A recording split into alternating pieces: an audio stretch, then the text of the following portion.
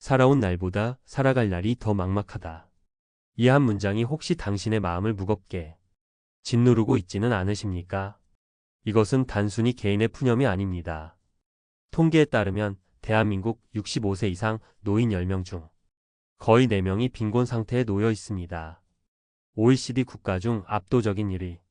한 언론 보도에 따르면 우리는 2009년 이후 단 한 번도 이 불명예스러운 자리를 내려온 적이 없습니다.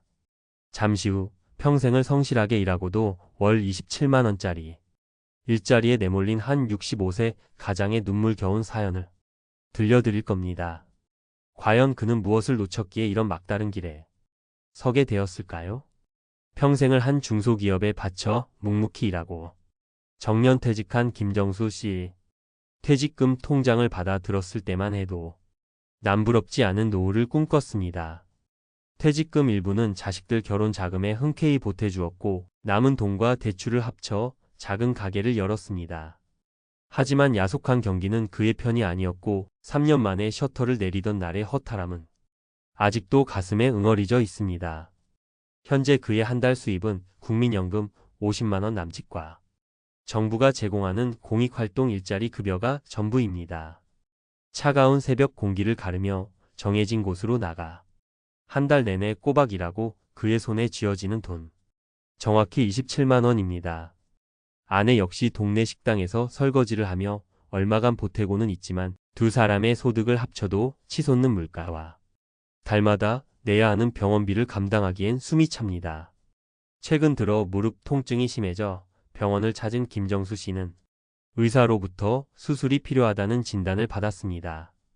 하지만 그의 귓가에는 의사의 설명 대신 수술비와 간병비라는 글자만 맴돌았습니다. 자식들한테 손 벌리는 건 죽기보다 싫었습니다. 아픈 아내에게 더 큰 짐을 지우는 것 같아 죄책감만 눈덩이처럼 불어났습니다. 병들고 가진 것 없어 가족에게 짐이 되지 않으려는 마음. 한 대학 교수가 분석한 노인들의 극단적 선택 이면에는 바로 이런 처절한 마음이 깔려 있다고 합니다. 거의 20년 전 신변을 비관한 한 80대 노인이 남긴 유서이. 더 견딜 수 없어 이 길을 택했다. 는 문장이 오늘 김정수 씨의 마음을 그대로 관통하고 있습니다. 왜 이런 안타까운 비극이 반복되는 걸까요? 여기에는 우리가 반드시 알아야 할 3가지 구조적 함정이 있습니다. 첫째, 용돈연금의 냉혹한 현실입니다. 관련 통계에 따르면 국민연금의 실질 소득 대체율은 22.8%에 불과합니다. 쉽게 말해 월급 300만 원 받던 사람이 은퇴 후 갑자기 70만 원이 채 안 되는 돈으로 살아야 한다는 뜻입니다. 노후를 책임지기엔 턱없이 부족한 금액입니다. 둘째, 생존을 위한 노동의 덫입니다. 한 노인실태 조사에서는 일하는 노인의 73.9%가 생계비 마련을 위해 일한다고 답했습니다. 건강이나 사회활동을 위한 소일거리가 아니라 말 그대로 밥값을 벌기 위한 처절한 몸부림이라는 겁니다. 월 27만 원짜리 일자리라도 놓칠 수 없는 것이 바로 이분들의 현실입니다.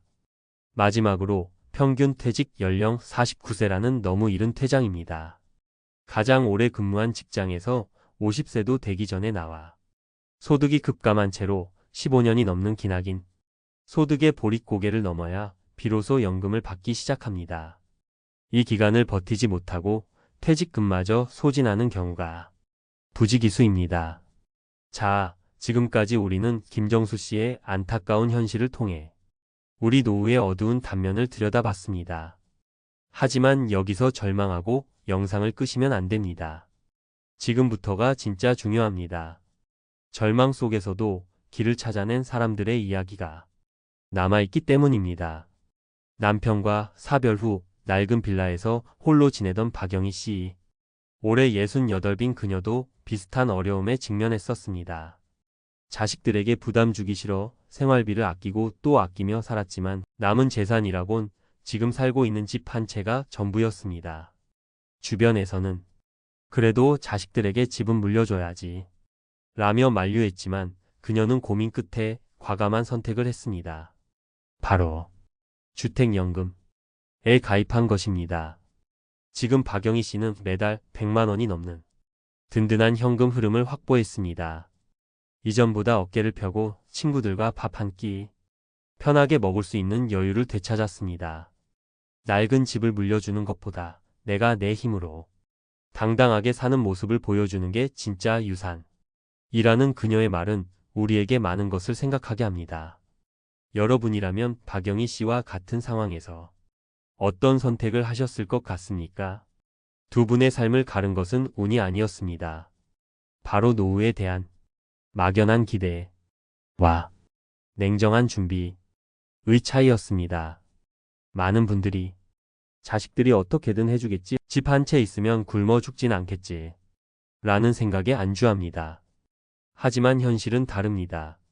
한 일간지 보도에 따르면 올해 상반기 개인 파산 신청자 10명 중 4명이 60세 이상이었고 그들이 빈곤층으로 떨어진 가장 큰 이유는 건강 악화와 퇴직이었습니다. 더 이상 자녀나 집 한 채가 내 노후의 안전벨트가 되어주지 못하는 시대입니다. 그렇다면 우리는 무엇을 해야 할까요? 막막함을 이기는 구체적인 행동 지침 3가지를 말씀드리겠습니다. 첫째, 내 연금부터 똑바로 아는 것입니다. 지금 당장 국민연금공단 내 연금 사이트에 접속해 나의 예상 연금 수령액을 확인하십시오. 그리고 연기연금 제도를 꼭 알아보십시오. 수령 시기를 최대 5년 늦추면 1년에 7.2%씩 최대 36%나 증액된 연금을 평생 받을 수 있습니다. 또한 퇴직 시 받은 퇴직금을 넣어둔 IRP, 즉 개인형 퇴직연금 계좌가 있다면 반드시 점검해야 합니다. 잠자고 있는 내 돈의 수익률을 확인하고 적극적으로 운용하는 작은 관심이 미래를 바꿉니다. 둘째, 잠자는 자산을 깨우십시오. 박영희 씨처럼 집을 단순한 상속 재산이 아닌 평생 월급 통장으로 전환하는 주택연금을 진지하게 검토해 볼 필요가 있습니다. 부부 중 한 명이 만 55세 이상이고 공시가격 12억 원 이하 주택 소유자라면 국가가 지급을 보증하는 안정적인 연금을 받을 수 있습니다. 또한 IRP 계좌는 연금저축과 합산해 연간 최대 900만 원까지 세액 공제를 받을 수 있는 강력한 절세 상품입니다. 당장 여유가 없더라도 소액이라도 꾸준히 납입하며 노후 자금의 씨앗을 키워나가야 합니다. 셋째, 생각지도 못한 새는 돈부터 막아야 합니다. 많은 분들이 은퇴 후 직장 가입자에서 지역 가입자로 바뀌면서 건강보험료 폭탄을 맞습니다. 소득은 줄었는데도 집이나 자동차 같은 재산 때문에 보험료가 오히려 오르는 기막힌 상황을 겪는 겁니다. 국민건강보험공단 홈페이지에 4대 보험료 계산기를 통해 은퇴 후 내게 부과될 예상 보험료를 미리 계산해보고 불필요한 지출을 줄일 계획을 세우는 지혜가 필요합니다. 오늘 우리가 마주한 현실 분명 무겁고 아픕니다. 하지만 막막하다고 주저앉아 있기에는 우리에게 남은 시간이 너무나도 소중합니다. 이것은 누구 하나의 잘못이 아닌 우리 사회 전체가 짊어진 과제입니다. 그럼에도 불구하고 내 노후의 운전대는 결국 내가 잡아야 합니다.